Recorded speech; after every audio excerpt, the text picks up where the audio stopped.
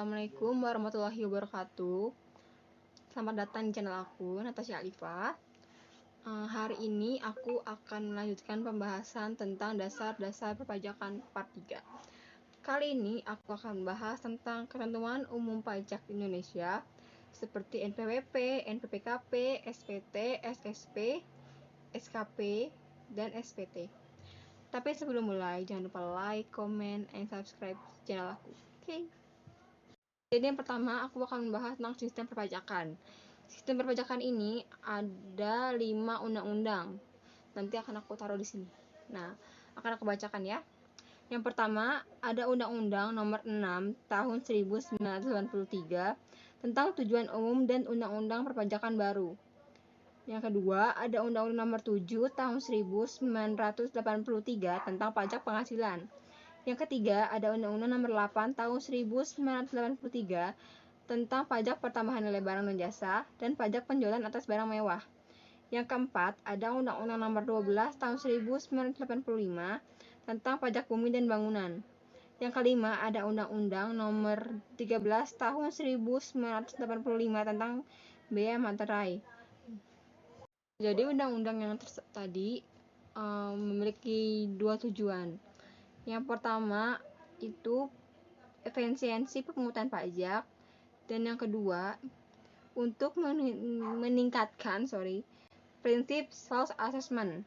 Nah, pemerintah membuat self assessment untuk bisa diterapkan untuk warga Indonesia. Pentingnya sistem tersebut, kita harus mengajak diri kita sendiri. Kita punya harta pajak. Jika kita mengecek apa yang kita punya, kita melaporkan apa aja yang kita punya. Sekarang kita akan membahas tentang wajib pajak dan subjek pajak. Apa sih wajib pajak dan subjek pajak itu? Nah, wajib pajak sering disingkat dengan sebutan WP. Adalah orang pribadi atau badan yang menurut ketentuan peraturan perundang-undangan perpajakan ditentukan untuk melakukan kewajiban perpajakan termasuk pemungutan pajak atau pemotongan pajak tertentu.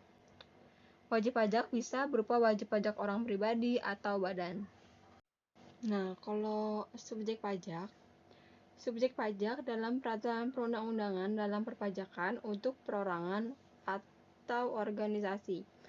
Berdasarkan peraturan undang-undang perpajakan yang berlaku, seseorang atau suatu badan merupakan subjek pajak.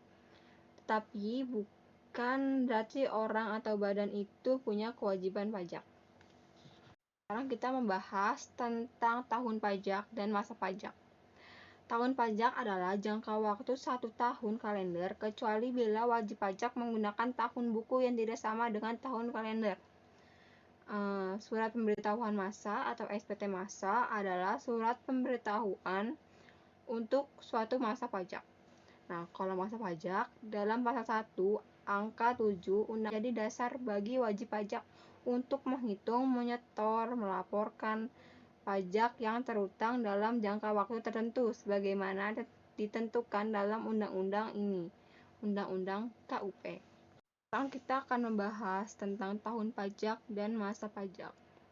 Nah, tahun pajak adalah jangka waktu 1 tahun kalender kecuali bila wajib pajak menggunakan tahun buku yang tidak sama dengan tahun kalender. Surat pemberitahuan masa atau SPT masa adalah surat pemberitahuan untuk suatu masa pajak.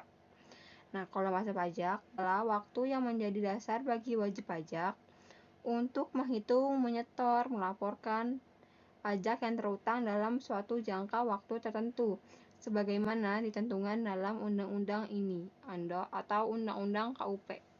Terakhir, kita akan membahas tentang NPWP, NPPKP, SPT, SSP, SKP, dan SPT. Pertama, aku akan membahas tentang NPWP. NPWP adalah kartu identitas yang menandakan bahwa seseorang itu sudah wajib membayar pajak. Nah, contohnya kita sudah punya penghasilan sendiri, nah kita wajib nih bayar pajak. Nah, itu namanya NPWP. Orang yang sedang berpenghasilan tapi tidak membuat NPWP, maka akan kena hukum pidana. selama 6 bulan minimal dan maksimalnya 6 tahun. Kedua, itu ada NPPKP, nomor pengukuhan PKP. Merupakan nomor identitas pengusaha kena pajak atau PKP yang disematkan saat pengusaha dikukuhkan sebagai PKP lewat surat pengukuhan. Jika pengusaha sudah mendapatkan nomor pengukuhan PKP atau NPPKP, berarti PKP tersebut dinyatakan sudah resmi menjadi PKP dan dengan demikian terikat kewajiban. Yang ketiga, ada SPT, Surat Pemberitahuan Tahunan.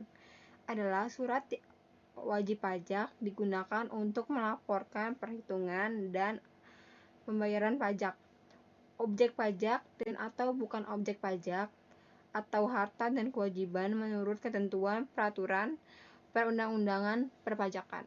Keempat, itu ada SSP, adalah bukti pembayaran atau penyetoran pajak yang telah dilakukan dengan menggunakan formulir atau dilakukan dengan cara lain ke kas negara melalui tempat pembayaran yang ditunjukkan oleh Kementerian Keuangan. Kelima, ada SKP. Tujuannya adalah untuk menjamin objektivitas pembinaan PNS yang dilakukan berdasarkan sistem presentasi kerja, sedangkan sasaran kinerja pegawai atau SKP adalah rencana dan target kinerja yang harus dicapai oleh pegawai dalam kurun waktu penilaian yang bersifat nyata dan dapat diukur serta disepakati pegawai. Terakhir, ada STP. Marketing merupakan kepanjangan dari segmenting, targeting, dan positioning. Model ini merupakan proses dalam pemasaran sebuah bisnis sebagai bagian dari proses pemasaran. STP terbukti efektif digunakan untuk membuat rencana komunikasi suatu perusahaan. Itu dulu penjelasan dari aku tentang dasar-dasar perpajakan part 3. Bila ada salah kata, salah pengertian dari aku tadi, mohon dimaafkan dan kalau bisa dikoreksi di kolom komentar ya. Semoga bermanfaat. Terima kasih udah nonton video aku.